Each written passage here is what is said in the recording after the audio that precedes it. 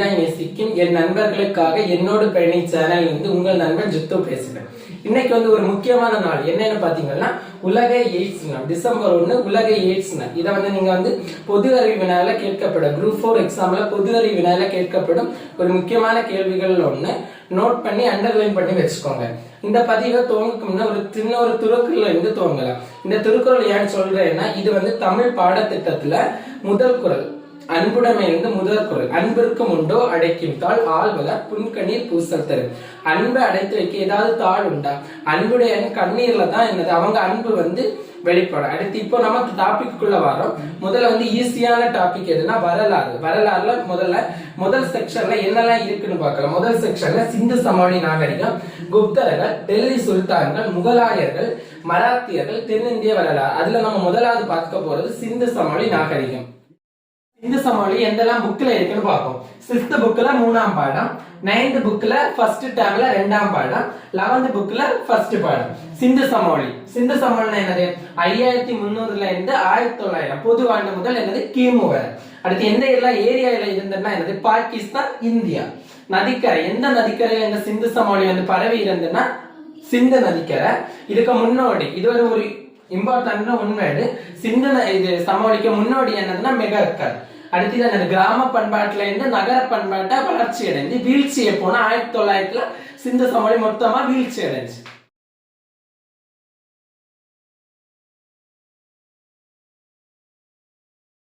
ஆறாம் வகுப்பு சிந்துவெளி நாகரிகம். கற்றலின் நோக்கங்கள்.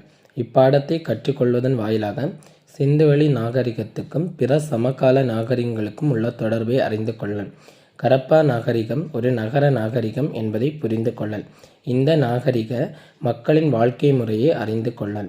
சிந்துவெளி நாகரிகம் பரவி இருந்த முக்கிய இடங்களை கண்டறிதல், அந்த இடங்களை நில வரைபடத்தில் அடையாளம் காணுதல். தொடக்கத்தில் மனிதர்கள் குழுக்களாக வாழ்ந்தார்கள். அக்குழுக்களில் இருந்து சமுதாயங்கள் உருவாயின.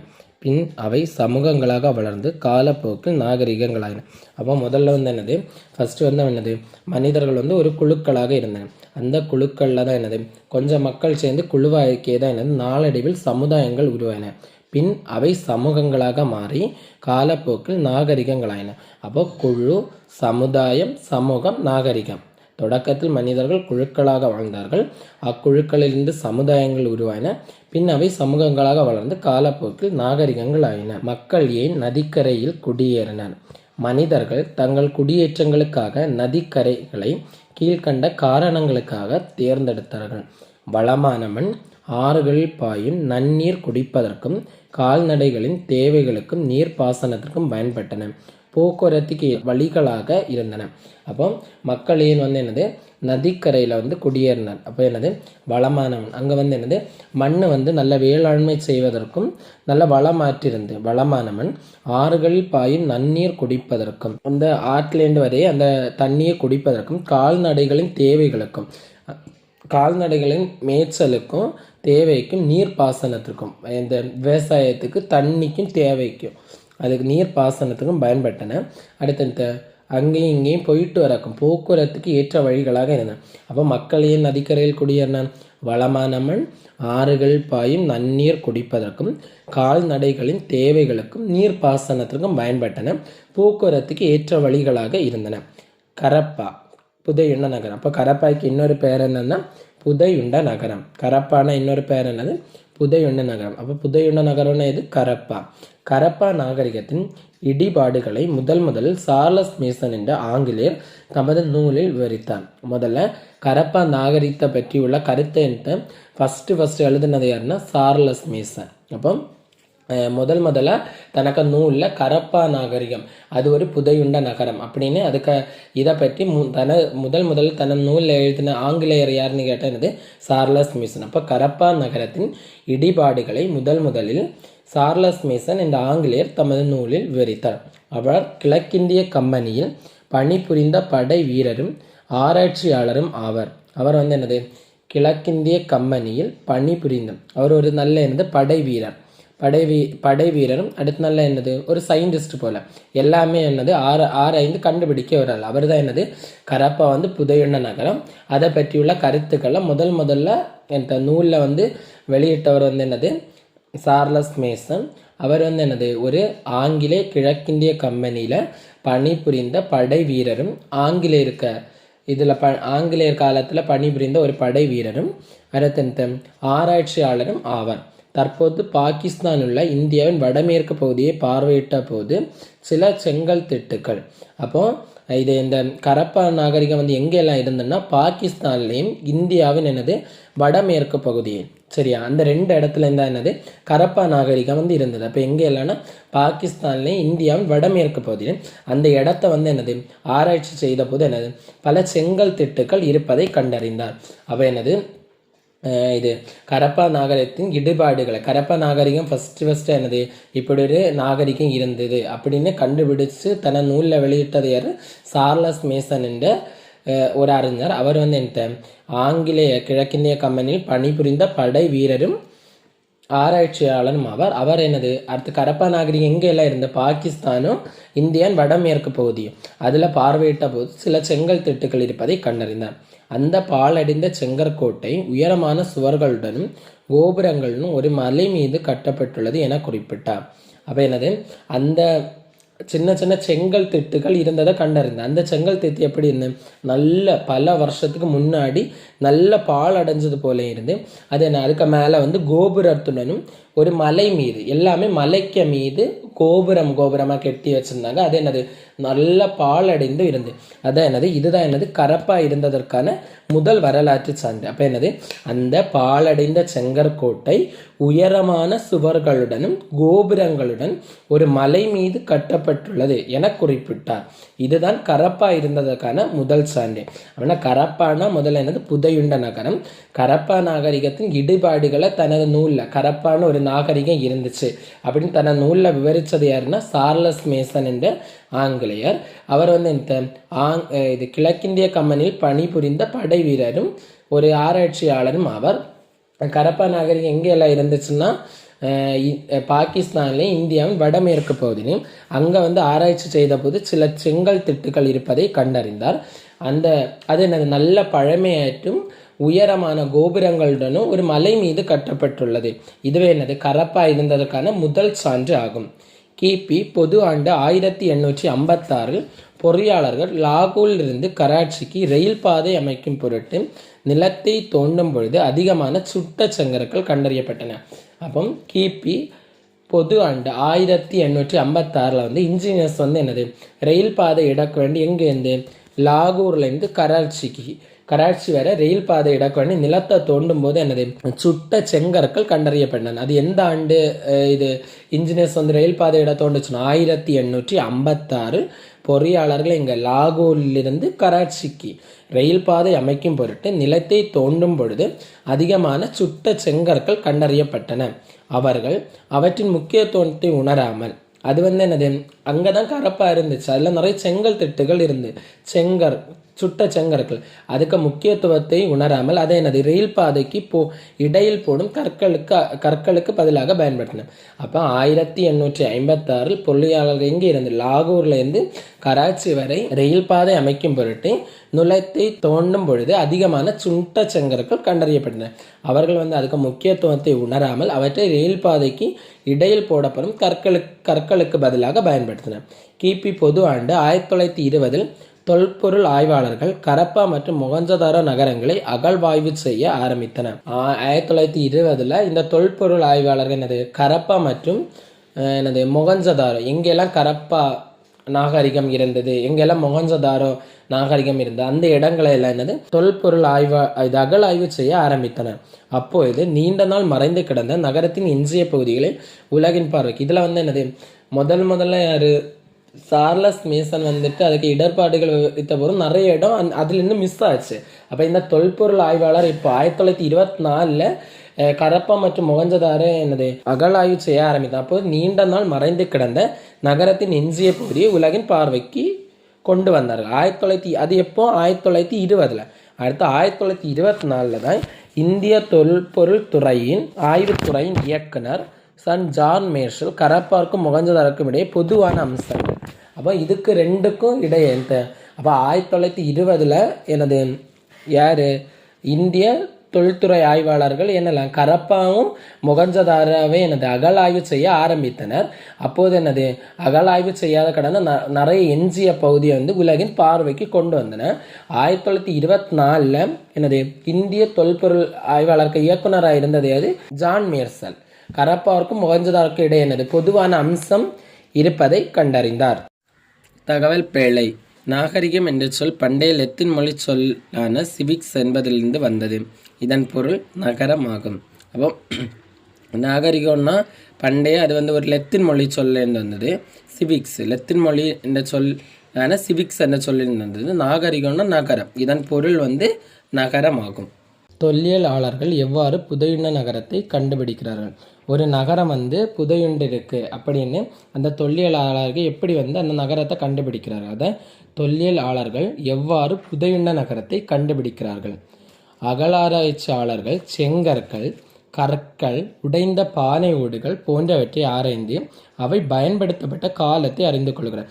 இப்போ ஒரு இடம் மண்ணுக்குள்ளே புதஞ்சு போச்சு. அப்போ இங்கே மக்கள் இருந்தாங்களா இல்லையா, எத்தனை வருஷத்துக்கு முன்னாடி இங்கே மக்கள் இருந்தாங்க அப்படின்னு எப்படி கண்டுபிடிக்கிறாங்கன்னா, மக்கள் யூஸ் பண்ண பொருட்கள் அல்லது வீடு கட்டின செங்கற்கள், அங்கே யூஸ் பண்ண பொருட்களை வச்சு அது ரொம்ப பழமையாக இருக்கா இல்லை இப்போ ரீசெண்டாக உள்ளதா அப்படின்னு கண்டுபிடிக்குங்க. அதான் அகழ்வாராய்ச்சியாளர்கள் செங்கற்கள், கற்கள், உடைந்த பானை ஓடுகள் போன்றவற்றை ஆராய்ந்து அவங்க யூஸ் பண்ண பொருட்களை ஆராய்ந்து அது பல வருஷத்துக்கு முன்னாடி உள்ளதா அல்லது இப்போ உள்ளதா அவை பயன்படுத்தப்பட்ட காலத்தை அறிந்து கொள்கிறார்கள்.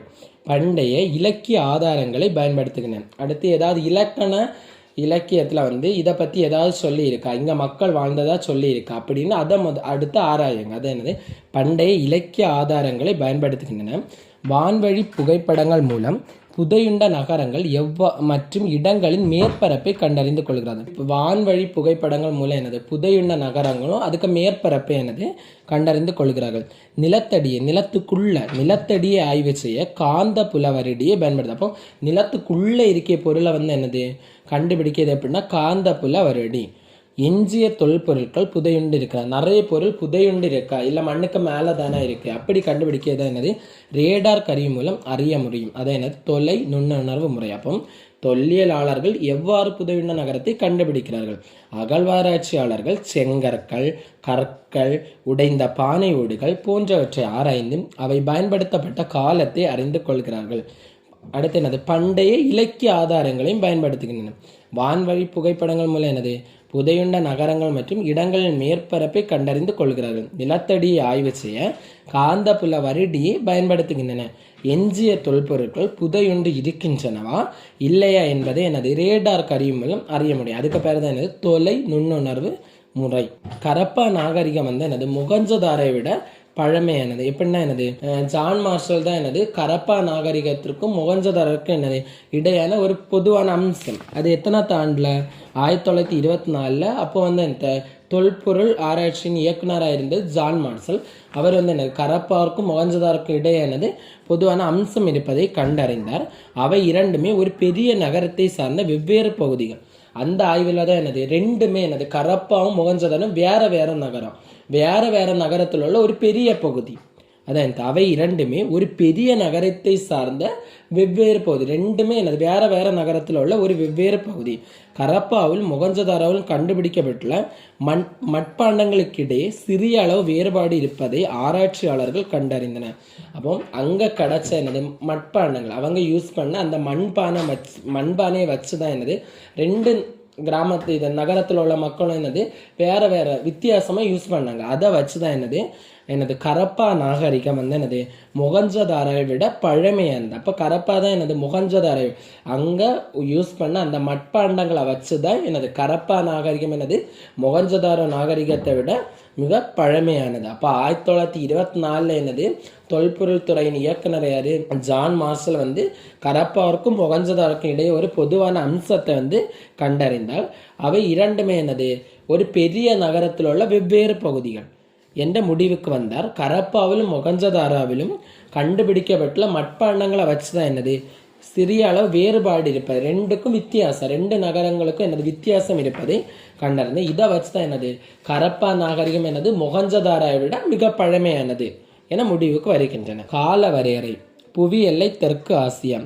காலப்பகுதி வெண்கல காலம். காலம் வந்து கிமு பொது ஆண்டு முதல் 3300 1900. கதிரியக்க கார்பன் வயது கணிப்பு முறை மூலம் முடிவு செய்யப்பட்டது. பரப்பு 13 லட்சம். நகரங்கள் 6 பெரிய நகரங்கள். கிராமங்கள் 200க்கும் மேற்பட்டவை. அடுத்து இந்திய தொல்லியல் துறை 1861 அலெக்சாண்டர் கன்னிங்ஹாம் என்ற நில அளவையாளர் உதவியுடன் நிறுவப்பட்டது. அப்போ இந்திய தொல்லியல் துறை எந்த ஆண்டு முதல்ல நிறுவப்பட்டதுன்னு கேட்டால் 1861. யாருக்கு உதவியுடன்? Alexander Cunningham.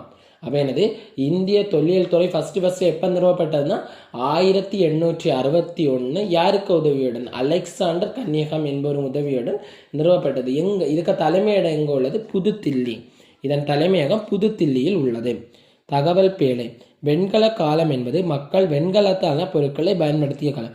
வெண்கல காலம் என்னதுன்னா மக்கள் வந்து எல்லா பொருட்களும் பாத்திரம் அது இது எல்லாமே என்னது வெண்கலத்தில் யூஸ் பண்ண காலம் தான் என்னது வெண்கல காலம். இந்திய எல்லைகளில் கண்டுபிடிக்கப்பட்ட இடங்கள். தொல்பொருள் ஆய்வாளர்கள் இந்திய எல்லைகளில் கரப்பா நாகரிகம் இருந்த இடங்களை கண்டுபிடித்துள்ளனர். நகர நாகரிகம். கரப்பா நாகரிகம் ஒரு நகர நாகரிகம் எனலாம். அதற்கு காரணங்கள். இப்போ வந்து இது கரப்பான என்னது புதுவிண்ட நகரம். கரப்பா நாகரிகம் என்னது ஒரு நகரத்தில் இருந்த நாகரிகம். கரப்பான ஒரு நகர நாகரிகம். நமக்கு தெரியாது அது எவ்வாறு அது நகர நாகரிகமாக இருந்திருக்கலான்னு கணிக்கணும்னா சிறப்பான நகர திட்டமிடல், சிறந்த கட்டிடக்கலை வேலைப்பாடு, தூய்மைக்கும் பொது சுகாதாரத்துக்கும் கொடுக்கப்பட்ட அதிக முன்னுரிமை, தரப்படுத்தப்பட்ட எடைகள் மற்றும் அளவீடுகள், விவசாயம் மற்றும் கைவினை தொழில்களுக்கான திடமான அடித்தளம்.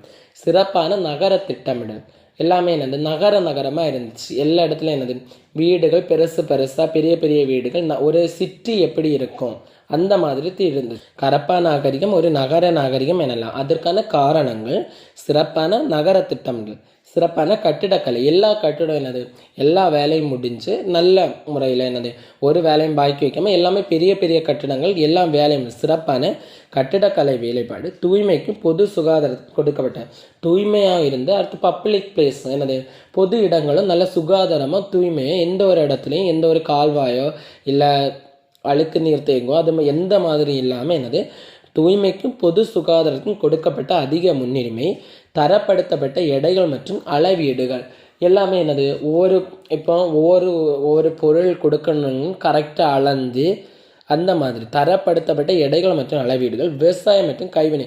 விவசாயம் அங்கே வந்து என்னது மக்கள் விவசாயம் செய்தாங்க. அடுத்து சின்ன சின்ன கைத்தொழில்கள் கைவினை பொருட்களுக்கான திடமான அடித்தளம். அப்போ நகர நாகரிகம்.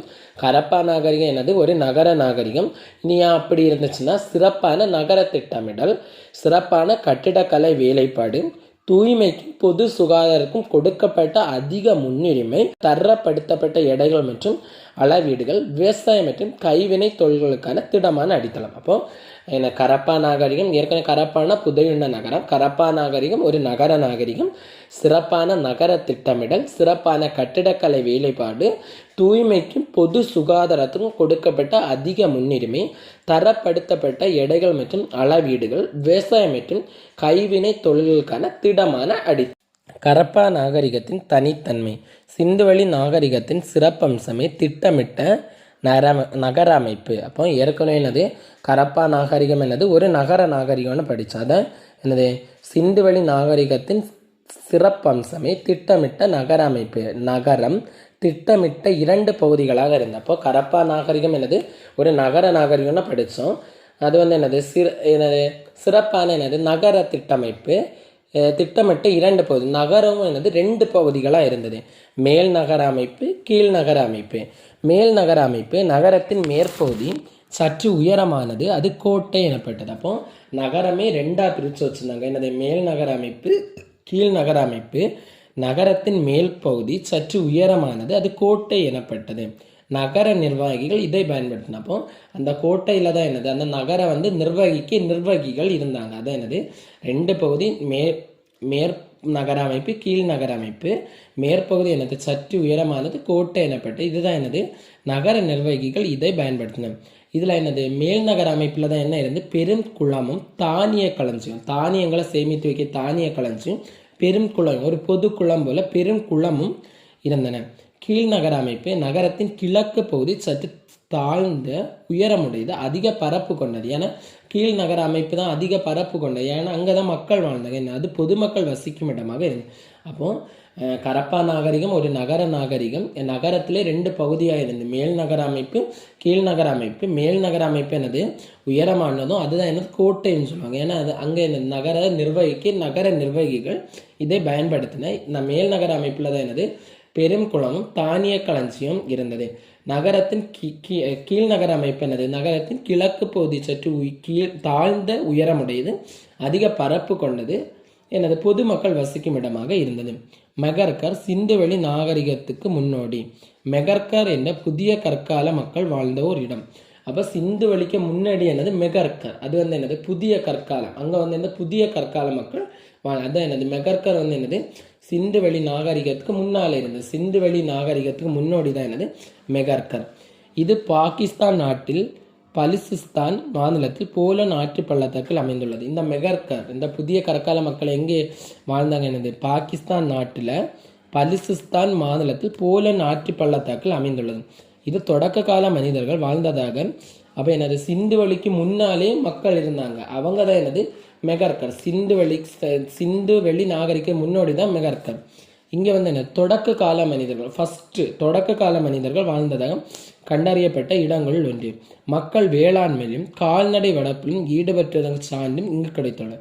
இங்கே என்னது மக்கள் அதிக கிருஷி வேளாண்மை செய்தாங்க. அடுத்து நிறைய கால்நடை. இந்த மெகர்கர்ல என்னது புதிய கற்கால மக்கள் வாழ்ந்த இடம். இங்கே என்னது வேளாண்மை கால்நடை வளர்ப்பிலும் ஈடுபட்டதற்கான சான்று இங்கு கிடைத்துள்ளது. கிமு பொது ஆண்டு 7000 ஒட்டிய காலத்திலே மெகர்கரில் நாகரிகத்துக்கு முந்தைய வாழ்க்கை நிலவியதற்கான தொல்லியல் சான்று. அப்போ என்னது சிந்து சமிழ் நாகரிகத்துக்கு முன்னே மக்கள் என்னது மெகர்கரில் வாழ்ந்தாங்க அப்படின்னு தொல்லியல் சான்று கண்டுபிடிக்கப்பட்டுள்ளன. கரப்பாயில் எப்படி தெருக்களும் வீடுகளும் எப்படி இருந்துச்சுன்னு பார்ப்போம். தெருக்கள் சட்டக வடிவமைப்பை கொண்ட படத்தில் இருக்க மாதிரி தெருக்கள் என்னது சட்டக வடிவமைப்பை கொண்டிருந்தன. தெருக்கள் நேராக அமைக்கப்பட்டிருந்தன. அவை வடக்கு தெற்காகவும் கிழக்கு மேற்காகவும் சென்றன. ஒன்றே செங்கோணத்தில் வெட்டி கொள்ளும்படி. இப்போ தெருக்கள் சட்டக வடிவமைப்பை கொண்டிருந்தன. தெருக்கள் நேராக அமைக்கப்பட்டிருந்தன. அவை என்னது வடக்கு தெற்காகவும் கிழக்கு மேற்காகவும் சென்றன. ஒன்றே செங்கோணத்தில் வெட்டி கொள்ளும்படி இருந்தன. சாலைகள் தெருக்களும் சாலைகள் அகலமாகவும் வளைவான முனைகளையும் கொண்டதாக இருந்தன. நல்ல வீதியா இருந்தன. 2-3 வண்டி போற அளவுக்கு அகலமாகவும் வளைவான முனை கொண்டதாகவும் இருந்தன. வீடுகள் தெருக்களின் இரு ஓரங்களும் சீராக அமைக்கப்பட்டிருந்தன. வீடுகள் எப்படி சேர்ந்து தாழ்ந்திருக்காம தெருக்களுக்கு ஓரம், ஒவ்வொரு தெருக்கையும் ஓரத்துல தான் என்னது வீடுகள் ஓரங்களில் சீராக அமைக்கப்பட்டிருந்தன. வீடுகள் ஒன்று அல்லது எல்லா வீடும் என்னது 1 அல்லது 2 மாடி அடுக்குகளை உடையவனாக காணப்படுகின்றன. பெரும்பாலும் வீடுகள் பல அறைகளையும் ஒரு முற்றத்தையும் ஒரு கிணற்றையும் கொண்டிருந்தன. ஒவ்வொரு வீட்டிலும் கழிவறையும் குளியல் அறையும் இருந்தன. அப்போ என்னது பெரும்பாலான வீடுகள் என்னது மாடி அடுக்களை கொண்டிருந்து, அடுத்து 2-3 ரூம், பல அறைகளும் ஒரு முற்றம் இருக்கு. எல்லா வீட்டிலும் என்னது குடிநீர் வசதிக்கு ஏற்ப கிணறு, ஒரு கிணற்றையும் கொண்டிருந்தன. ஒவ்வொரு வீட்டில் என்னது கண்டிப்பாக ஒரு குளியல் அறையும் ஒரு கழிவறையும் இருந்திருக்கின்றன. வீடுகள் சுட்ட செங்கற்களாலும் சுண்ணாம்பு கலவையாலும் கட்டப்பட்டிருந்தன. சூரிய வெப்பத்தில் உலர வைக்கப்பட்ட செங்கற்களும் பயன்படுத்தப்பட்டன. அப்போ இந்த எல்லா வீடும் என்னது செங்கற்கள் பயன்படுத்தி செங்கலை சுட்டு வெயிலில் உணக்கி அது மாதிரி தான் என்னது எல்லா வீடுகளும் என்னது சுட்ட செங்கற்களாலும் சுண்ணாம்பு கலவையாலும் கட்டப்பட்டிருந்தன. சூரிய வெப்பத்தில் உலர வைக்கப்பட்ட செங்கற்களும் பயன்படுத்தின. பெரும்பாலான செங்கற்கள் சீரான அளவுடையதாகவும் இருந்தன. கூரை எல்லா கூரை என்னது சமதளமாக இருந்துச்சு. எல்லா வீட்டு கூரையும் ஒரே சமதளமாக இருந்துச்சு. என்னது செங்கலுக்கு ஷேப் எல்லாம் என்னது ஒன்று போல இருந்துச்சு. அச்சில் வார்த்து எல்லா செங்கலுக்கு ஷேப்பும் ஒன்று மாதிரி இருந்தது. அதான் எனது தெருக்களும் வீடுகளும் எப்படி இருந்துச்சுன்னா தெருக்கள் சட்டக வடிவமைப்பை கொண்டிருந்தன. தெருக்கள் நேராக அமைக்கப்பட்டிருந்தன. அவை வடக்கு தெற்காகவும் கிழக்கு மேற்காகவும் சென்றன. ஒன்றே செங்கோணத்தில் வெட்டி கொள்ளும்படி இருந்தன. சாலைகள் என்னது அகலமாகவும் வளைவான முனைகளை கொண்டதாகும். சாலைகள் எப்படி அகலமாகவும் வளைவான முனைகளை கொண்டதாகவும் இருந்தன. வீடுகளும் தெருக்களின் ஓரங்களிலும் சீராக, வீடுகள் தெருக்களுக்கு 2 சைடு இரு ஓரங்களிலும் சீராக அமைக்கப்பட்டிருக்கின்றன. வீடுகள் 1 அல்லது 2 மாடி அடுக்குகளை உடையவனாக காணப்படுகின்றன. பெரும்பாலான வீடுகள் பல அறைகளையும் ஒரு முற்றத்தையும் ஒரு கிணற்றையும் கொண்டிருக்கின்றன. ஒவ்வொரு வீட்டிலும் கழிவறையும் குளியலறையும் இருந்திருக்கின்றன. வீடுகள் வந்து எப்படி சுட்ட செங்கற்களாலும் சுண்ணாம்பு கலவையாலும் இருந்தன. சூரிய வெப்பத்தில் உலர வைக்கப்பட்ட செங்கற்களும் பயன்படுத்தப்பட்டன. பெரும்பாலான செங்கற்கள் சீரான அளவு உடையதாகவே இருந்தன. கூரைகள் சமதளமாக இருந்தன. அரண்மனைகளோ வழிபாட்டு தலங்களோ இருந்ததை தீர்மானிக்கக்கூடிய சான்றுகள் அதுவும். அங்கே வந்து என்னது கோட்டை இருந்துச்சு. அதில் தான் என்னது கிராம நிர்வாகிகள் இருந்தன. அடுத்து கிராம மக்கள் இருந்தன. ஒரு அரசனோ அரண்மனையோ எந்த ஒரு கோவிலோ வழிபாட்டு தலங்களோ இருந்ததை தீர்மானிக்கக்கூடிய எந்த ஒரு சான்றும் வந்து கிடைக்கவில்லை. கட்டிடங்கள் கட்டுவதற்கு ஏன் சுட்ட செங்கற்கள் பயன்படுத்துகின்றன? ஏனென்றால் அவை வலுவானவை, கடினமானவை, நிலைத்து நிற்கக்கூடியவை, நெருப்பை கூட தாங்குவே, மேலும் அவை நீரினால் கரைவதில்லை. அப்போ என்னது ஏன் வந்து செங்கலை வந்து சுட்டுட்டு பயன்படுத்தணும்னா அந்த செங்கல் தான் என்னது நல்ல ஸ்ட்ராங் ஆகும், வலுவானவை, கடினமானவை, நல்ல காற்றுக்கோ இல்லை மழைக்கோ வந்து என்னது இடிஞ்சு விடாது, கடினமானவை, நிலைத்து நிற்கக்கூடியவை, லைட்டாக தீப்பட்டாலும் என்னது எதுவும் ஆகாது, நெருப்பை கூட தாங்குவே, மேலும் அவை நீரினால் மழை பெஞ்சாலும் கரையாது, நீரினால் கரைவதில்லை. கழிவுநீர் அமைப்பு எப்படி இருந்துச்சுன்னா ஏறத்தாழ எல்லா நகரங்களிலும் மூடப்பட்ட கழிவுநீர் வடிகால் அமைப்பு இருந்தது. கழிவுநீர் அமைப்பு எப்படின்னா எல்லா வீட்டுக்கும் என்னது எல்லா நகரங்கள்லையும் எல்லா வீட்டுக்கும் என்னது மூடப்பட்ட கழிவுநீர் வடிகால் அமைப்பு இருந்தது. வடிகால்கள் செங்கற்களை கொண்டும் கல் தட்டைகளை கொண்டும் மூடப்பட்டிருந்தன. சுட்ட செங்கற்களை கொண்டும் கல் தட்டைகளை கொண்டும் மூடப்பட்டிருந்தன. வடிகால் கழிவுநீர் தேங்காமல் செல்ல வசதியாக லேசான மின் சரிவை கொண்டிருந்தது. கழிவுப் பொருட்களை அப்புறப்படுத்துவதற்கான துளைகளும் சரியான இடை அமைக்கப்பட்டிருந்தன. வீட்டிலிருந்து கழிவுநீர் பல தெருக்களின் கீழ் அமைக்கப்பட்டிருந்த குழாய்கள் மூலமாக முக்கிய வடிகால்களை சென்றடையுமாறு அவை எல்லா தண்ணியும் ஒரு இதில் போய் கலக்கிற மாதிரி அப்படியும் குழாய் அமைச்சிருந்தாங்க. ஒவ்வொரு வீட்டிலும் திடக்கழிவுகளை தேக்குவதற்கான பிளாஸ்டிக் பொருட்களை போடக்கு தனியான வடிகால் அமைப்பும் வேற வேஸ்ட் வந்து தனியாக அதான் ஒவ்வொரு வீட்டிலும் திடக்கழிவுகளை தேக்குவதற்கான குழிகளும் இருந்தன. அவை திடக்கழிவுகள் தேக்கி கழிவு நீரை மட்டும் பிளாஸ்டிக் வேஸ்ட் எல்லாம் ஒரு சைடு தேக்கிட்டு வேஸ்ட் எல்லாம் தேக்கிட்டு வெள்ளத்தை மாத்திரம் ஒரு சைடு, நீரை மட்டும் ஒரு சைடு வெளியேற்றின. ஏறத்தாழ கழிவுநீர் அமைப்பு எப்படி இருந்தது? ஏறத்தாழ எல்லா நகரங்களிலும் மூடப்பட்ட கழிவுநீர் வடிகால் அமைப்பு இருந்தது. வடிகால்கள் செங்கற்களை கொண்டும் கல் தட்டைகளை கொண்டும் மூடப்பட்டிருந்தன.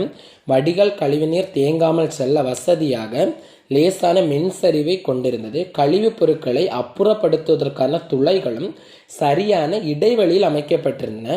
வீட்டிலிருந்து கழிவுநீர் பல தெருக்களின் கீழ் அமைக்கப்பட்டிருந்த குழாய்கள் மூலமாக முக்கிய வடிகால்களை சென்றடையுமாறு அமைக்கப்பட்டிருந்தன. ஒவ்வொரு வீட்டிலும் திடக்கழிவுகளை தேக்குவதற்கான குழிகள் இருந்தன. அவை திடக்கழிவுகளை தேக்கி கழிவு நீரை மட்டும் வெளியேற்றின. அடுத்து பெருங்குளம் வந்து என்னது? எங்கே இருந்தா மொஹஞ்சதாரோ இல்லை. இந்த பெருங்குளமானது பெருங்குளம் எப்படி பெருங்குளம்னு கேட்டால் மொஹஞ்சதாரோ இல்லாதான் பெருங்குளம் இருந்தால் அந்த பெருங்குளம் எப்படி இருந்துச்சுன்னா இந்த பெருங்குளமானது நன்கு அகண்ட செவ்வக வடிவத்தில் அமைந்திருந்த நீர்த்தேக்கமாகும். நீரெல்லாம் தேக்கி வைக்கிறது. குளம்னா தண்ணி இப்படி கெட்டுப்பட்டிருக்கும், அதான் நீர்த்தேக்கமாகும். இது நகரின் நடுவில் அமைக்கப்பட்டுள்ள நீர் கசியாத கட்டுமானத்திற்கான மிக பழமையான சான்று. அந்த காலத்தில் என்னது தண்ணி வந்து வெளியே போகாத இருக்க குளத்திற்கான ஒரு முக்கிய சான்று என்னது பெருங்குளம். மொஹஞ்சதாரோவில் இருந்த பெருங்குளம். சிந்து சமவெளி நகரத்தில் எல்லா வீடுகளும் பெருங்குளம் எல்லாமே என்னது சுட்ட செங்கற்களை வந்து பயன்படும். இக்குளத்தின் சுவர்கள் சுட்ட செங்கற்களால் கட்டப்பட்டு நீர் கசியாமல் இருப்பதற்காக சுவரின் தளத்தில் பல அடுக்குகள் இயற்கை தாறு கொண்டு பூசப்படுகின்றன. வடபுறத்திலிருந்து தென்புறத்திலிருந்தும் குளத்திற்கு செல்ல படிக்கட்டுகள் ரெண்டு சைடுமே, வடபுறத்துலேருந்து தென்புறத்துலேருந்து மக்கள் வந்து யூஸ் பண்ண வேண்டி ரெண்டு சைடுமே என்னது படிக்கட்டுகள் இருந்தன.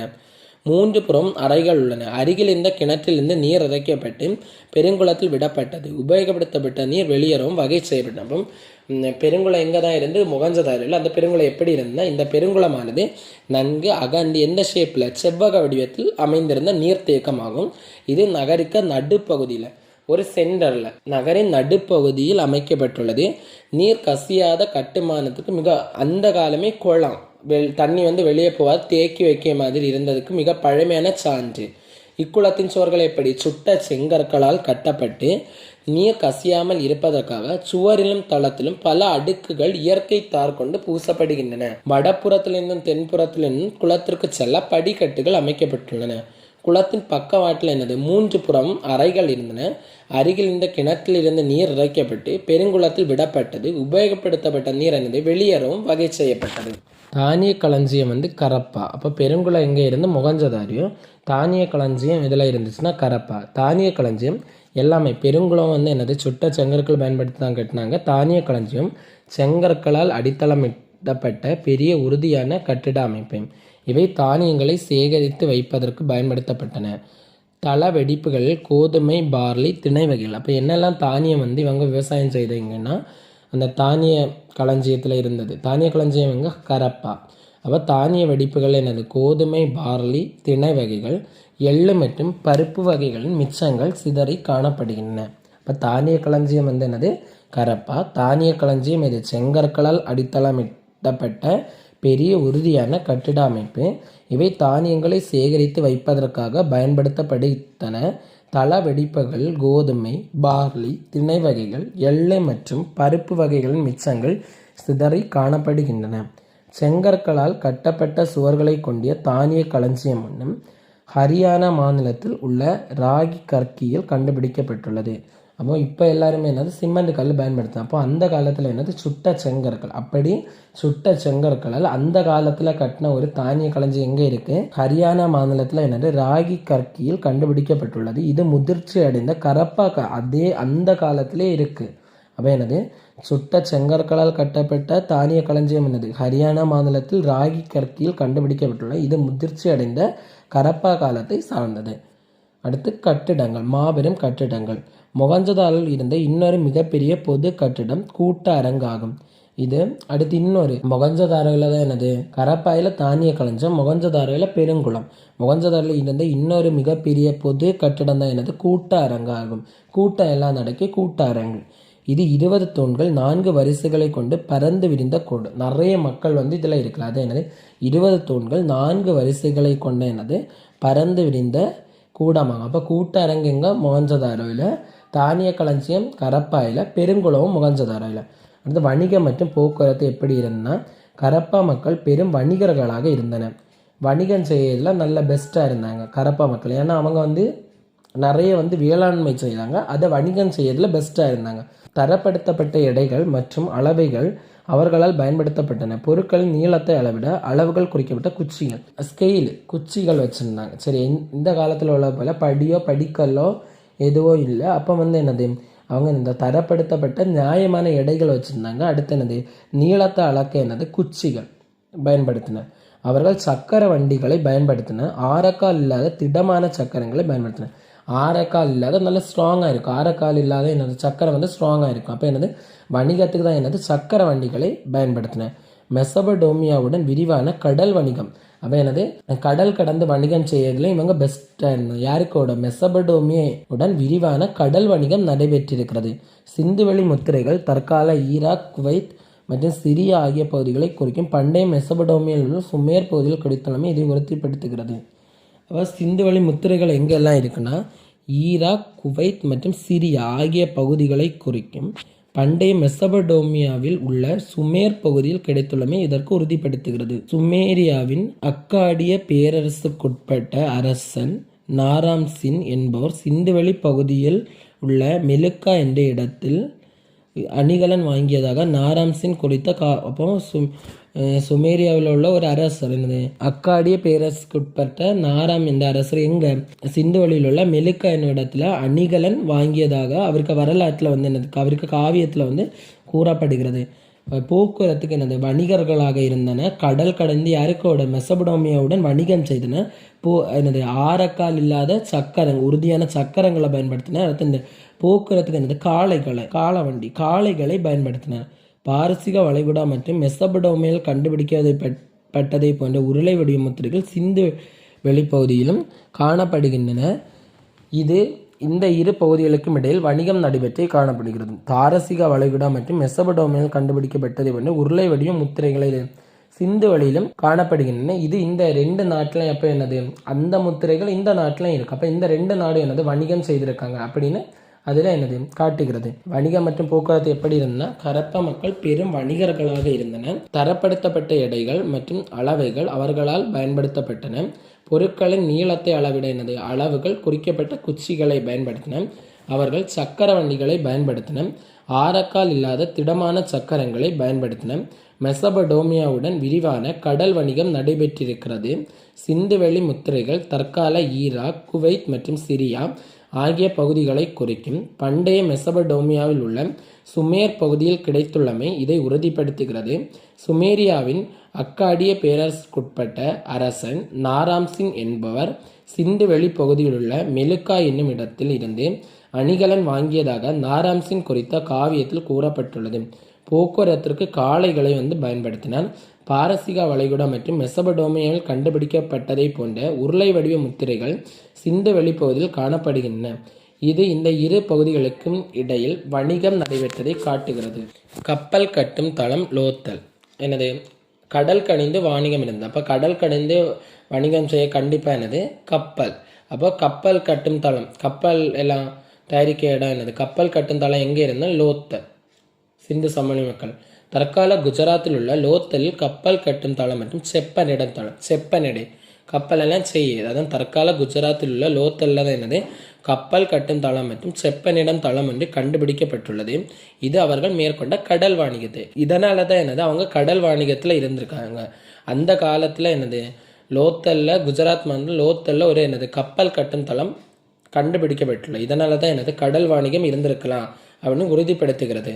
லோத்தல் என்னும் இடம் குஜராத்தில் சமர்மதி ஆற்றின் ஒரு துணை ஆற்றின் கரையில் அமைந்துள்ளது. அப்போ கப்பல் கட்டும் தளம் எங்க லோத்தல். தற்கால குஜராத்தில் உள்ள லோத்தல் கப்பல் கட்டும் தளம் மற்றும் செப்பனிடம் தளம் என்று கண்டுபிடிக்கப்பட்டுள்ளது. இது அவர்கள் மேற்கொண்ட கடல் வணிகத்தை உறுதிப்படுத்துகிறது. லோத்தல் என்னும் இடம் எங்க குஜராத்தில் சமர்மதி ஆற்றின் துணை ஆற்றின் கரையில் அமைந்துள்ளது. அடுத்து எல்லா இடத்துலையும் மொகஞ்சதாரோவுக்கு ஒரு தலைவர், நிர்வாகி, நகர நிர்வாகி, அதான் மொகஞ்சதாரோ தலைவர்.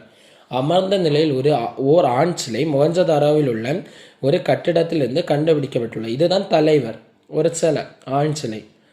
மொகஞ்சதாரோ கட்டிடத்திலிருந்து ஒரு ஆண் சிலை கண்டுபிடிக்கப்பட்டுள்ளது. அது நெற்றியில் ஒரு தலைப்பட்டையுடனும் வலது கை மேல் பகுதியில் ஒரு சிறிய அணிகலன், வலது கைக்கு மேலே ஒரு அணிகலனும் அதன் தலைமுடியும் தாடியும் நன்றாக. இப்போ ஒரு தலைவர்னா அவங்க மக்களுக்கு ஒரு ரோல் மாடலாக இருக்கணும். அப்போ அவங்க நீட்டாக இருந்தால் அவங்கள பார்த்து நடக்க மக்களும் நீட்டாக இருப்பாங்க. அப்போ அவங்க தலைமுடியும் தாடியும் நன்றாக ஒழுங்குபடுத்தப்பட்டு காணப்படுகிறது. காதுகளின் கீழ் காணப்படும் இரு துளைகள் தலையில் அணியப்படும் அணிகலன்களின் காது வரை இணைக்க ஏற்படுத்துகின்றன. தலையிலே அணிகலன் காது வரை ஏற்படுத்தப்பட்டிருக்கலாம். இணைக்க இடது தோல் பூக்கள் மற்றும் வளையங்களின் வடிவமைப்பில் அலங்கரிக்கப்பட்ட ஒரு மேலங்கியால் மூடப்பட்டுள்ளது. இது போன்ற வடிவமைப்பு அப்பகுதியில் உள்ள மக்களால் இன்றளவும் இப்போ அந்த இடத்துல வாழை மக்கள் இதை பழக்கத்தில் வச்சிருக்காங்க. அதான் மொகஞ்சதாரோ தலைவர் எப்படி இருந்தாருன்னா, அமர்ந்த நிலையில் உள்ள ஒரு ஆண் சிலை மொகஞ்சதாரோவில் உள்ள ஒரு கட்டிடத்திலிருந்து கண்டுபிடிக்கப்பட்டுள்ளது. அது எப்படி நெற்றியில ஒரு தலைப்பட்டையுடனும் வலது கை மேல் பகுதியில் ஒரு சிறிய அணிகலனுடனும் காணப்படுகிறது. அதன் தலைமுடியும் தாடியும் நன்றாக ஒழுங்குபடுத்தப்பட்டு காணப்படுகிறது. காதுகளின் கீழ் காணப்படும் இரு துளைகள் தலையில் அணியப்படும் அணிகலனை காது வரை இணைக்க ஏற்படுத்தப்பட்டிருக்கலாம். இடது தோல் பூக்கள் மற்றும் வளையங்களின் வடிவமைப்பில் அலங்கரிக்கப்பட்ட ஒரு மேலங்கியால் மூடப்பட்டுள்ளது. இது போன்ற வடிவமைப்பு அப்பகுதியில் உள்ள மக்களால் இன்றளவும் பயன்படுத்தப்படுவது குறிப்பிடத்தக்கது. தொழில்நுட்பம் எப்படி இருந்துச்சுன்னு பார்ப்போம். சிந்துவெளி நாகரிக மக்கள் தரப்படுத்தப்பட்ட எடைகள் மற்றும் அளவீடுகளை உருவாக்கினர். குஜராத் மாநிலத்தில் உள்ள லோத்தலில் கண்டுபிடிக்கப்பட்ட தந்தத்தினால் ஆன அளவுகோல் 1704 மில்லிமீட்டர் வரை சிறிய அளவீடுகளை கொண்டுள்ளது. அப்போ அந்த அளவுகோல் எதை யூஸ் பண்ணி செஞ்சாங்கன்னா தந்தம்.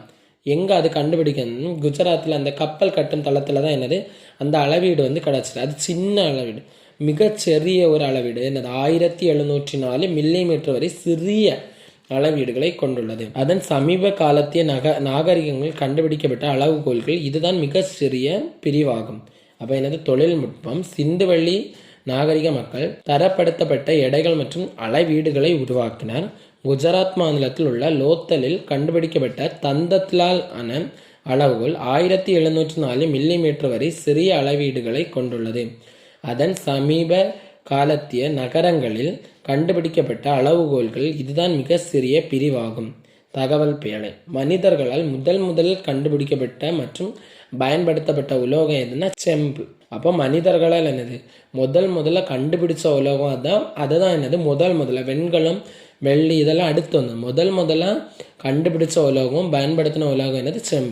உங்களுக்கு தெரியுமா ஏற்கனவே என்னது மொகஞ்சதாரில் ஒரு ஆண் சிலை கிடைச்சு. இப்போ மொகஞ்சதாராவில் வெண்கலத்தால் ஆன இந்த சிறிய பெண் சிலை கிடைத்தது. நடன மாது என்று குறிப்பிடுகிற இந்த சிலையை பார்த்த சர் ஜான் மார்ஷல் முதலில் இந்த சிலையை நான் பார்த்த பொழுது இது வரலாற்றுக்கு முந்தைய காலத்தின் உருவாக்க முறையை சார்ந்தது என்று நம்புவதற்கு கடினமாக இருந்தது.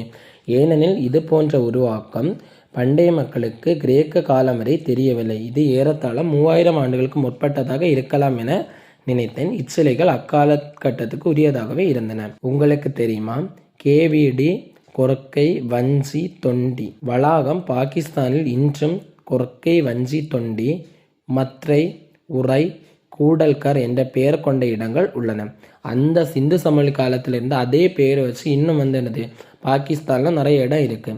கொர்க்கை பூம்கார் போன்ற சங்க கால நகரங்கள் மற்றும் துறைமுகங்களின் பெயர்களுடன் உள்ள இடங்கள் ஆப்கானிஸ்தானில் உள்ளன. கொர்க்கை பூம்கார் எல்லாம் என்னது சங்க கால இடங்கள். அந்த நகரங்கள் எல்லாம் என்னது அதுக்கு பெயரை வச்சு இன்னும் என்னது ஆப்கானிஸ்தானில் இருக்கு. முதல்ல வந்துட்டு என்னது அதே சிந்து சமவெளி நாகரிகத்தில் இருந்த பேர் இப்போ பாகிஸ்தானில் சில இடங்களுக்கு இருக்கு. அடுத்து என்னது சங்க கால நகரங்கள் மற்றும் துறைமுகங்கள் பெயர் வந்து என்னது ஆப்கானிஸ்தானில் உள்ளன. ஆப்கானிஸ்தானில் உள்ள ஆறுகளான காவிரி பொருன்ஸ் மற்றும் பாகிஸ்தானில் உள்ள ஆறுகளான காவிரி வாலா மற்றும் பொருணை ஆகிய பெயர்கள் தமிழ் சொற்களை முழுமையாக பிரதிபலிக்கின்றன. காவிரி பொருன்ஸ் மற்றும் வாலா இதெல்லாம் இந்த தமிழ் பேர். பாகிஸ்தானில் உள்ளதும் ஆப்கானிஸ்தானில் உள்ள எல்லாமே அங்கே இருக்க ஆறுகளுக்கு பெயர் வந்து தமிழ் பெயர் சொல்லை முழுமையாக பிரதிபலிக்கின்றன.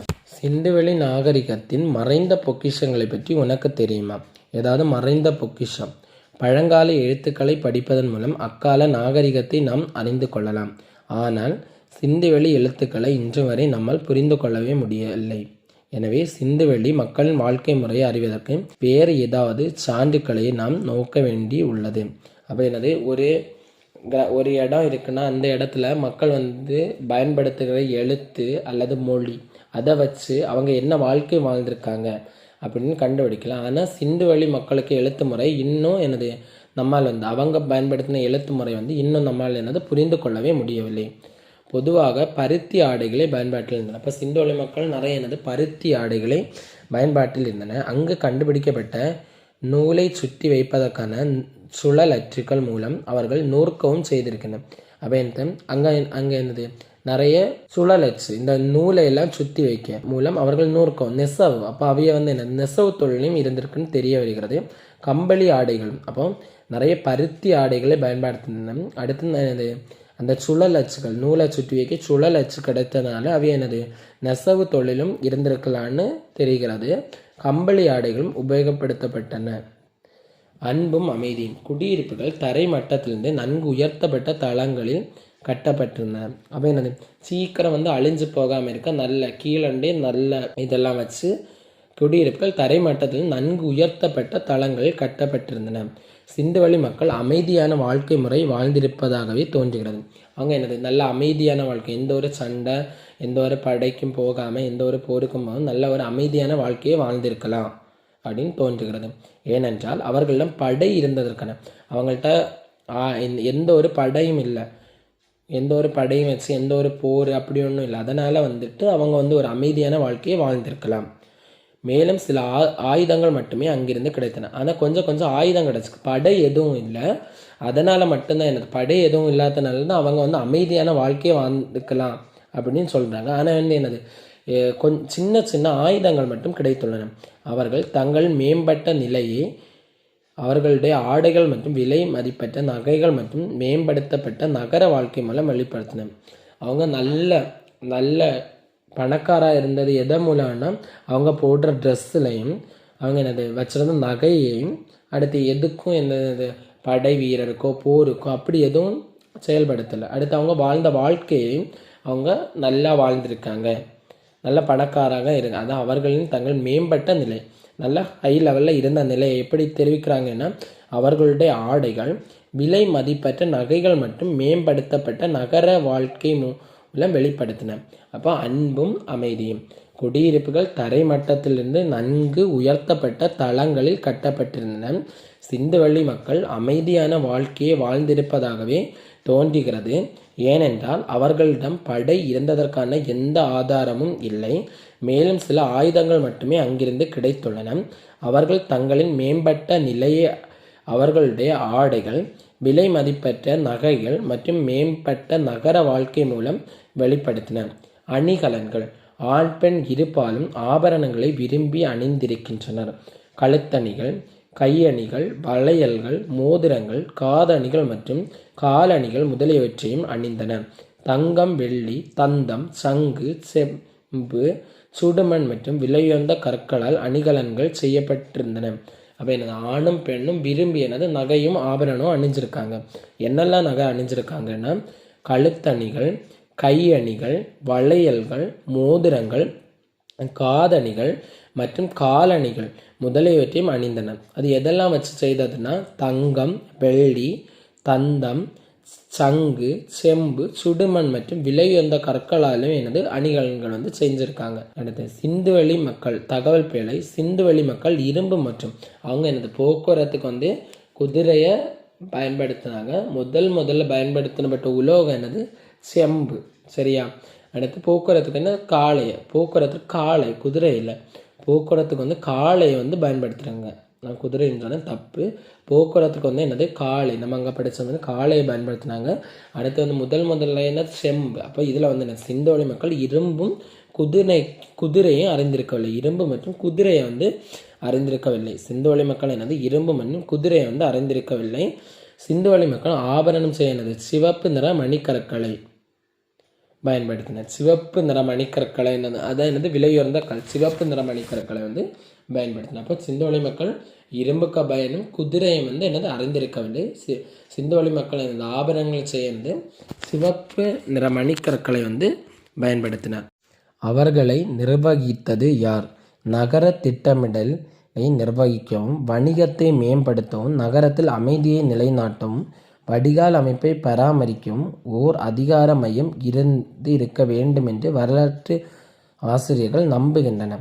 இப்போ நம்ம அந்த நகரத்தை எல்லாம் நீட்டாக வைக்கவும், மக்களை எல்லாம் கண்ட்ரோலில் வச்சிருக்கவும், அடுத்து அந்த வடிகால் அமைப்பு சுத்தமாக வச்சு எல்லாத்துக்கும் ஒரு அதிகாரப்பூர்வமான ஒரு அமைப்பு இருந்திருக்கலாம் அப்படின்னு நம்பணும். ஆனால் நமக்கு தெரியலை, கரெக்டாக தெரியல, கன்ஃபார்மாக தெரியலை. இருந்திருக்குன்னு சொல்லலை, இருந்திருக்கலாம். ஏன்னா அவங்க அமைதியும் எந்த ஒரு படைக்கும் போருக்கும் போகாமல் அமைதியாக இருந்ததுக்கு ஒரு அதிகாரப்பூர்வமான ஒரு அதிகார மையம் இருந்திருக்கலாம் அப்படின்னு வரலாற்று அறிஞர்கள் நம்புகின்றனர். அதான் அவர்களை நிர்வகித்தது யார்? நகர திட்டமிடலை நிர்வகிக்கவும், வணிகத்தை மேம்படுத்தவும், நகரத்தில் அமைதியை நிலைநாட்டவும், வடிகால் அமைப்பை பராமரிக்கவும் ஓர் அதிகார மையம் இருந்திருக்க வேண்டும் என்று வரலாற்று ஆசிரியர்கள் நம்புகின்றனர். தொழில். சிந்துவெளி மக்களின் முதன்மையான தொழில் பற்றி எதுவும் தெரியலை. ஏன்னா அவங்க நிறைய தொழில் வச்சுருந்தாங்க.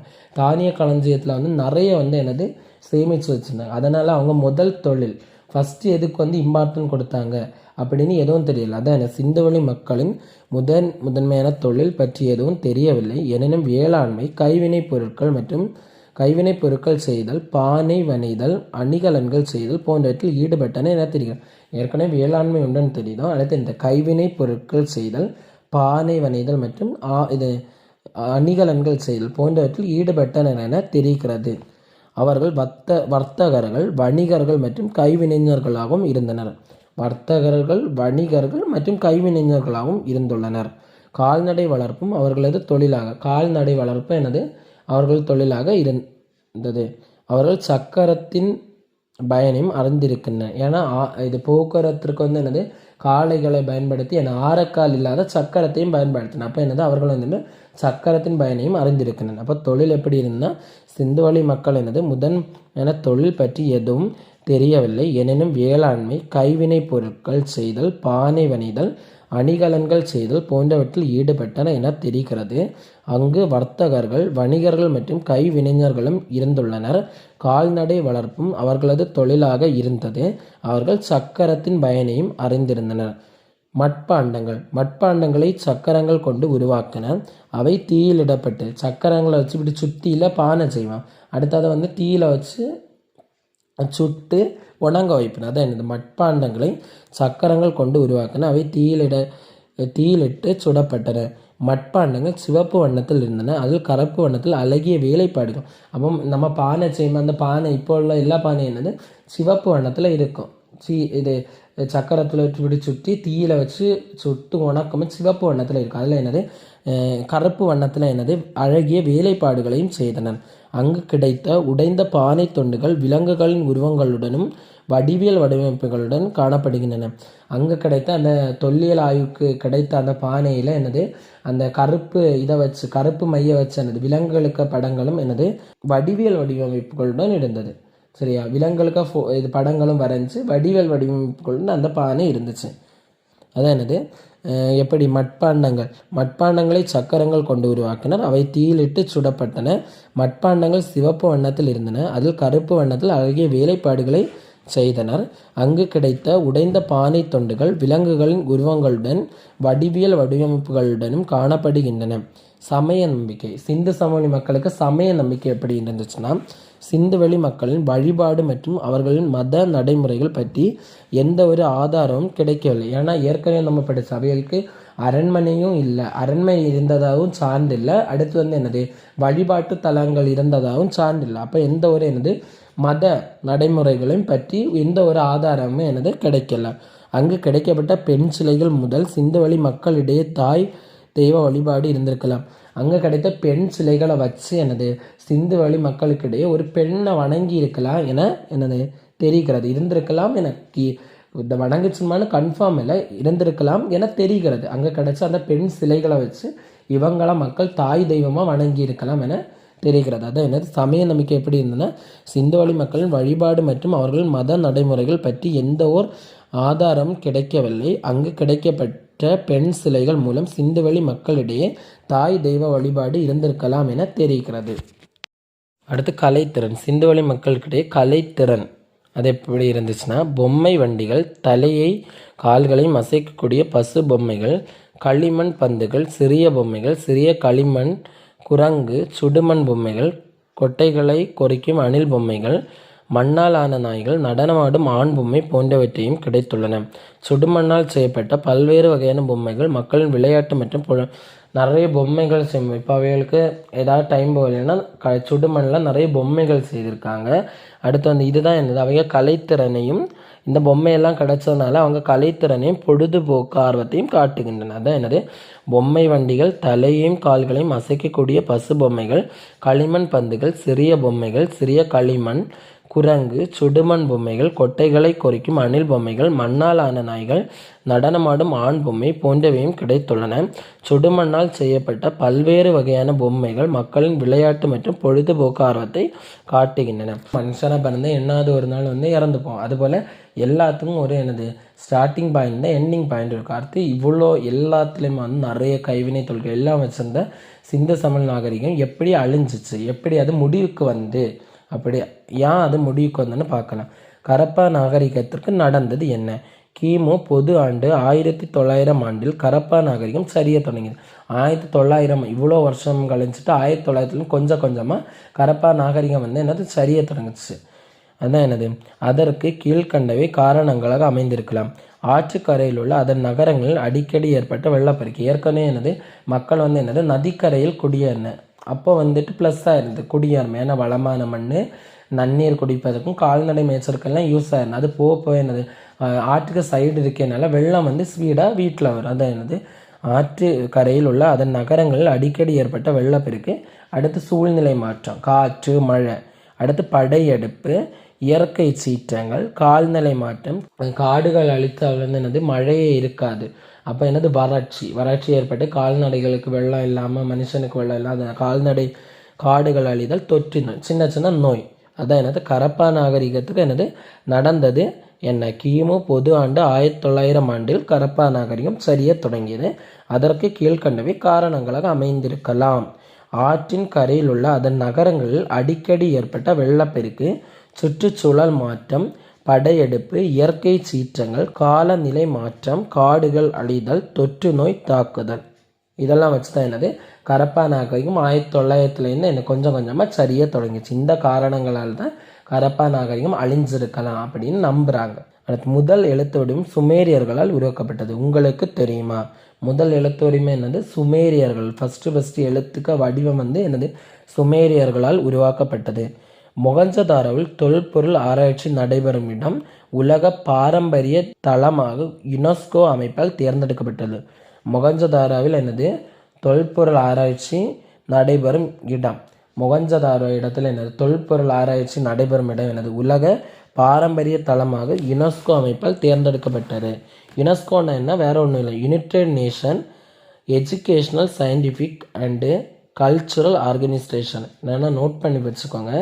United nation educational scientific and cultural organisation. அதான் என்னது? மொகஞ்சதாரோவில் தொல்பொருள் ஆராய்ச்சி நடைபெறும் இடம் உலக பாரம்பரிய தளமாக யுனெஸ்கோ அமைப்பால் தேர்ந்தெடுக்கப்பட்டது. யுனெஸ்கோ ஃபுல் ஃபார்ம் கேட்கலாம். United nation educational scientific and cultural organisation. சிந்துவெளி நாகரிகம் பொதுவான உண்மைகள். சிந்துவெளி நாகரிகத்தில் பொதுவான உண்மைகள். உலகின் பழமையான நாகரிகங்கள் ஒன்று. நல்ல பழமையான நாகரிகம். பழமையான 4 நாகரிகங்கள், பெரிய 4 நாகரிகம் இருந்தது. அதில் மிக பெரிய பரப்பளவு கொண்டது. உலகில் முதல் திட்டமிட்ட நகரங்கள், மேம்படுத்தப்பட்ட நகர அமைப்பு தானே சிந்துவெளி நாகரிகம். நகர எல்லாம் என்னது? மேம்படுத்தப்பட்ட சுகாதாரம், வடிகால் அமைப்பு, சுத்தம் மற்றும் சுகாதார பற்றிய உணர்வு மேலோங்கி இருந்தது. சிந்துவெளி நாகரிகம் பொதுவான உண்மைகள். உலகின் மிக பழமையான நாகரிகங்கள் ஒன்று. பழமையான 4 நாகரிகங்கள், பெரிய பரப்பளவு கொண்டது. உலகின் முதல் திட்டமிடப்பட்ட நகரங்கள், மேம்படுத்தப்பட்ட சுகாதாரம் மற்றும் வடிகால் அமைப்பு, சுத்தம் மற்றும் சுகாதார பற்றிய உணர்வு மேலோங்கி இருந்தது. கார்பனின் கதிரியக்க ஐசோடோப் கார்பன்-40 பயன்படுத்தி ஒரு பொருளின் வயதை அறியும் முறை கதிரியக்க கார்பன் முறை அல்லது கார்பன்-14 முறை என்று அழைக்கப்படுகிறது. ஒரு பொருளுக்கு வயதை வந்து கார்பன்-14 முறையை பயன்படுத்தி கண்டுபிடிக்காங்க. மீள்பார்வை. எப்பொழுது மனிதன் நிலையாக வாழ ஆரம்பித்தானோ அதுவே நாகரிகத்தின் தொடக்கமாக குறிக்கப்பட்டது. அப்போ மனிதன் எப்போ ஸ்டாண்டர்டாக அவங்களுக்கு தொழிலை செய்து வாழ்ந்தானோ அதுவே என்னது? நாகரிகத்தின் தொடக்கமாக குறிக்கப்பட்டது. நாகரிகம் வளர ஆற்றங்கரையே முக்கிய பங்கு. ஏன்னா ஆற்றிய கரையில் என்னது? வளமான மண், நீர்ப்பாசனத்திற்கும் தண்ணீர் குடிப்பதற்கும் கால்நடை எல்லாமே இருந்தது. அதான் ஆற்றங்கரை தான் என்னது? நாகரிகம் வளர ஆற்றங்கரை முக்கிய பங்கு வகிக்கின்றன. கரப்பா நாகரிகம் ஒரு நகர நாகரிகம். முதல்ல படித்தோம். நன்கு திட்டமிடப்பட்ட நகரங்களும் சரியான கோணங்களில் ஒன்றை ஒன்று வெட்டுகின்ற அகலமான சாலைகளும் மூடப்பட்ட வடிகால் வசதிகளும் இருந்தன. மக்களிடையே வியக்கத்தக்க பொறியியல் திறனும் இருந்திருக்கிறது. மொகஞ்சதாரோவில் காணப்படுகின்ற பெரும் குளமே உலகின் முதல் கட்டப்பட்ட பொது குளமாகும். மொகஞ்சதாரோவில் அப்போ எனது தானிய களஞ்சியம் வந்து எனது கரப்பாவில், மொகஞ்சதாரோவில் வந்து பெரும் குளம். அப்போ எனது மீள்பார்வை. எப்பொழுது மனிதன் நிலையாக வாழ ஆரம்பித்தானோ அதுவே நாகரிகத்தின் தொடக்கமாக குறிக்கப்பட்டது. நாகரிகம் வளர ஆற்றங்கரைகள் முக்கிய பங்கு வகிக்கின்றன. கரப்பா நாகரிகம் ஒரு நகர நாகரிகமாகும். நன்கு திட்டமிடப்பட்ட நகரங்களும் சரியான கோணங்களில் ஒன்றை ஒன்று வெட்டுகின்ற அகலமான சாலைகளும் மூடப்பட்ட வடிகால் வசதிகளும் இருந்தன. மக்களிடையே வியக்கத்தக்க பொறியியல் செயல்திறனும் இருந்திருக்கிறது. எக்ஸாம்பிள் வந்து அந்த லோத்தல், கப்பல் கட்டும் தளம். மொகஞ்சதாரோவில் காணப்படுகின்ற பெரும் குளமே உலகின் முதல் கட்டப்பட்ட பொது குளம் ஆகும். நாகரிகத்தின் பரப்பளவு. எதில் இருந்து எதுவரை பரவி இருந்து, அதுதான் நாகரிகத்தின் பரப்பளவு. மேற்கு, வடக்கு, தெற்கு, மேற்கு, கிழக்கு. மேற்கில் வந்து பலுசிஸ்தானின் மக்ரான் கடற்கரை வரை, கிழக்கில் வந்து ஹாக்ரா நதி பள்ளத்தாக்கு வரை, வடகிழக்கில் வந்து ஆப்கானிஸ்தான், தெற்கில் வந்து மகாராஷ்டிரா வரை பரவி இருந்தது. நாகரிகத்தின் பரப்பளவு 4 திசையிலையும் எவ்வளோ பரவி இருந்து. மேற்கில் பலுசிஸ்தானின் மக்ரான் கடற்கரை வரை, கிழக்கில் ஹாக்ரா நதி பள்ளத்தாக்கு வரை, வடகிழக்கில் ஆப்கானிஸ்தான், தெற்கில் மகாராஷ்டிரா வரை பரவி இருந்தது. அடுத்து கிசா பிரமிடு கிமு பொது ஆண்டு முதல் 2500 குபு மன்னரால் சுண்ணாம்பு கல்லால் கட்டப்பட்டது. கிசா பிரமிடுன்னு ஒரு பிரமிடு இருக்குது. அது வந்து என்னது? வெறும் வந்து என்னது? சுண்ணாம்பு கல்லால் வந்து கட்டப்பட்டது. அது 2500 பொது ஆண்டு. கிமுலேருந்து, கிபியில் கிறிஸ்து பிறப்பதற்கு முன் கிமு பொது ஆண்டு முதல் 2500 குபு மன்னரால் சுண்ணாம்பு கல்லால் கட்டப்பட்டது. உர்-ஜி குராட் மெசபடோமியா, அது வந்து என்னது, சுமேரியர்கள். முதல்ல எழுத்து வடிவம் தோன்றின சுமேரியர் தானே, அது வந்து உர்-ஜி குராட் சுமேரியர் காலம். உர்-நமு என்ற அரசனால் சின் என்ற சந்திர கடவுளுக்கு கட்டப்பட்டது. உர்-ஜி குராட் மெசபடோமியா யாரு காலம், சுமேரியர். உர்-நமு என்ற அரசனை யாருக்கு, சின் என்ற சந்திர கடவுளுக்கு கட்டப்பட்டது. அபு சிம்பல் எகிப்து அரசன் 2ஆம் ராமேசிஸ் என்பவரால் கட்டப்பட்ட இரட்டை கோவில்கள் உள்ள இடம். 2 கோவில். அபு சிம்பல். சரியான விடையை தேர்ந்தெடு. சிந்துவெளி மக்கள் எந்த உலோகங்களை பற்றி அறிந்திருந்தனர்? செம்பு, வெண்கலம், வெள்ளி, தங்கம். Option A. ஆப்ஷன் பி வந்து செம்பு, வெள்ளி, இரும்பு, வெண்கலம். ஆப்ஷன் சி செம்பு, தங்கம், இரும்பு, வெள்ளி. ஆப்ஷன் டி செம்பு, வெள்ளி, இரும்பு, தங்கம். ஏன்னா சிந்துவெளி மக்கள் வந்து என்னது, இரும்பை மட்டும் அறிந்திருக்கவே இல்லை. அப்போ வேறு 3 ஆப்ஷனில் என்னது, இரும்பு இருக்குது. அப்போ ஆப்ஷன் ஏ வந்து என்ன, செம்பு, வெண்கலம், வெள்ளி, தங்கம். சிந்துவெளி நாகரிகம் எக்காலத்தை சார்ந்தது? பழைய கற்காலம், இடைக்கற்காலம், புதிய கற்காலம். புதிய கற்காலம் யாருன்னா மெகர்கர். உலோக காலம். நிறைய உலோகங்களை பயன்படுத்தினாங்க சிந்துவெளி மக்கள். அதோண்டு என்னது, சிந்துவெளி நாகரிகம் எக்காலத்தை சார்ந்ததுன்னா உலோக காலம். ஆற்றங்கரைகள் நாகரிக தொற்றுகள் என அழைக்கப்பட காரணம்? மண் மிகவும் வளமானதால், சீரான காலநிலை நிலவுவதால், போக்குவரத்துக்கு பயனுள்ளதாக இருப்பதால், பெரும்பாலான நாகரிகங்கள் ஆற்றின் கரைகளில் தோன்றியதால். நிறைய நாகரிகங்கள் வந்து இந்த ரீசனுக்காக வந்து என்னது, நிறைய நாகரிகங்கள் வந்து என்னது, ஆற்றின் கரைகளில் தோன்றியதால். கூற்றை காரணத்தோடு பொறுத்துக. சரியான விடையை தேர்ந்தெடு. கூற்று: கரப்பா நாகரிகம் ஒரு நகர நாகரிகம் எனலாம். காரணம்: திட்டமிடப்பட்ட நகர அமைப்பு, மேற்பட்ட கழிவுநீர் அமைப்பு. அப்போ நமக்கு தெரியும் கரப்பா நாகரிகம் ஒரு நகர நாகரிகம். ஏன்னா திட்டமிடப்பட்ட நகர அமைப்பு, மேற்பட்ட கழிவுநீர் அமைப்பு. அப்போ கூற்றும் காரணம் என்னது சரி. கூற்று: கரப்பா நாகரிகம் வெண்கல காலத்தை சார்ந்தது. காரணம்: கரப்பா மக்களுக்கு இரும்பின் பயன் தெரியாது. கரப்பா நாகரிகம் என்னது, வெண்கல காலம்தான். ஆனால் வந்து கரப்பா மக்களுக்கு என்னது, இரும்பின் பயனும் தெரியாது. ஆனால் இது கூற்றுக்கான காரணம் வந்து அது இல்லை. ஏன் வந்து கரப்பா மக்கள் வெண்கல காலம்னு சொல்கிறோம், அப்படி வந்திருந்தா கூட ஓகே. கூற்று சரியானது, ஆனால் அதற்கான காரணம் வந்து தவறானது. கூற்று: கரப்பா மக்களின் பொறியியல் திறன் குறிப்பிடத்தக்கது. காரணம்: கடலின் அலைகள், ஓதங்கள் நீரோட்டத்தை கணித்த பின் கப்பல் கட்டும் தளத்தை கட்டியிருப்பது. அது என்னது, அங்கே பொறியியல் திறன் எனது குறிப்பிடத்தக்கது. ஏன்னா லோத்தலில் உள்ள கப்பல் கட்டுங்கள். அப்போ கூற்றும் காரணம் சரி. கீழே கூறப்பட்டுள்ள மொகஞ்சதாரோவை விட பற்றிய கூற்றுகள் இவை சரியானவை. மொகஞ்சதாரோ பற்றி, தங்க ஆபரணங்கள் பற்றி தெரியவில்லை. ஏன்னா நம்ம படித்தோம் தங்க ஆபரணங்கள், ஆண்களும் பெண்களும் தங்க ஆபரணங்களை விரும்பி அணிந்திருந்தனர். அப்போ இது தவறு. கருவிகள் இரும்பினால் செய்யப்பட்டன. ஏன்னா கருவிகள் வந்து இரும்பின் பயனே அறிந்திருக்கல. அப்போ இரும்பினால் செய்யப்பட்டது, அது தவறு. பெருங்குலகம் நீர் கசியாமல் இருப்பதற்காக பல அடுக்குகளால் இயற்கை தாரை கொண்டு பூசப்பட்டன. அது கரெக்டாக. நீர் கசியாமல் இருக்க பல அடுக்குகளால் இருந்து இயற்கை தாரை கொண்டு பூசப்பட்டன. அது கரெக்டு. அடுத்த வீடுகள் சுட்ட செங்கற்களால் கட்டப்பட்டன. அதுவும் கரெக்ட். 2ம் 4ம் கரெக்டு.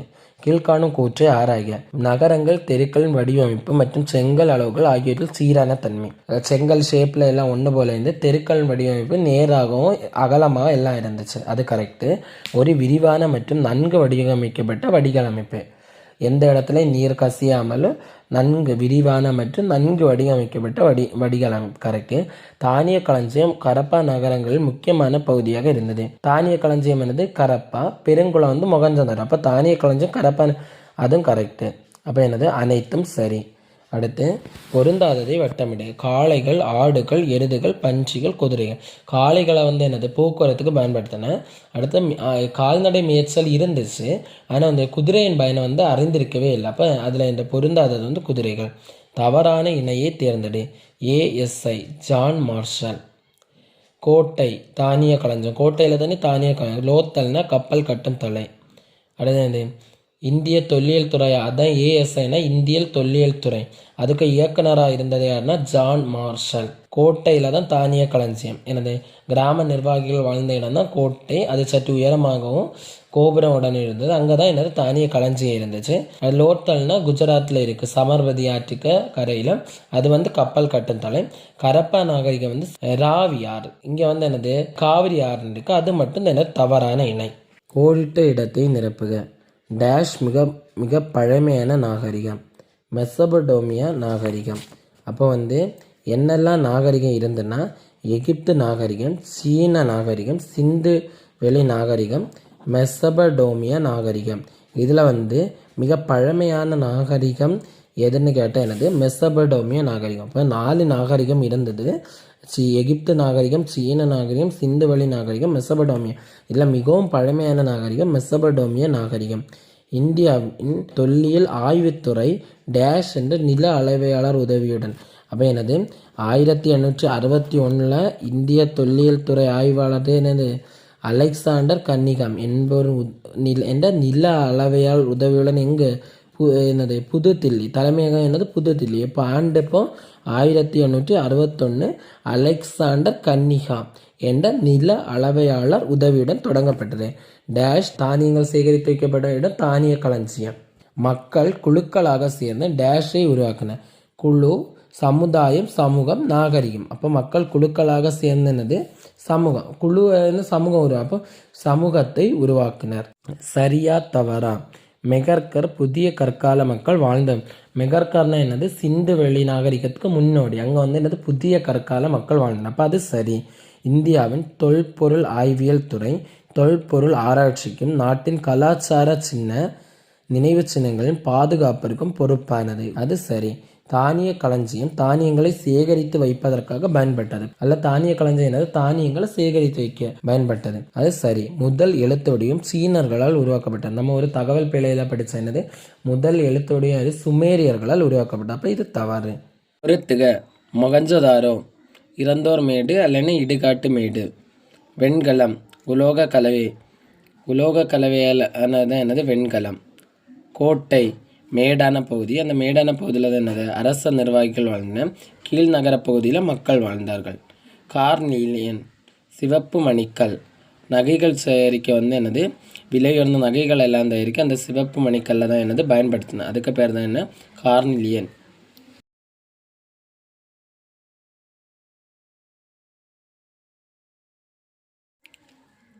முதலில் பழக்கப்பட்ட விலங்கு நாய். மக்கள் முதல்ல பழக்கப்பட்ட விலங்கு நாய். புத்தகத்துல ஒரு பகுதி முடிஞ்சிருச்சு. ஏதாவது டவுட் இருந்தா கமெண்ட் பண்ணுங்க. இதோட 6th புக்கோட மொத்த பிடிஎஃப்பும் குரூப் 4 சிலபஸ் லிங்க் டிஸ்கிரிப்ஷன்ல இருக்கு. தேவையான யூஸ் பண்ணிக்கோங்க. இப்ப 2வது குறள் என்னன்னு பார்த்தீங்கன்னா, அன்பிலார் எல்லாம் தமக்குரியர், அன்புடையார் என்று முடியார் பிறர்க்கு. அன்பிலார் எல்லாமே தனக்கு அடுத்தவங்களுக்கு எதுவும் கொடுக்காம எல்லாமே தனக்குன்னு எண்ணுவாங்க. அன்புடையார் என்ன செய்வாங்கன்னா, தன்னோட பொருள், இடம், ஆவி அனைத்தையுமே அடுத்தவங்களுக்கு கொடுத்துடுவாங்க. பிடிச்சிருந்தா லைக் பண்ணுங்க. தேங்க்யூ.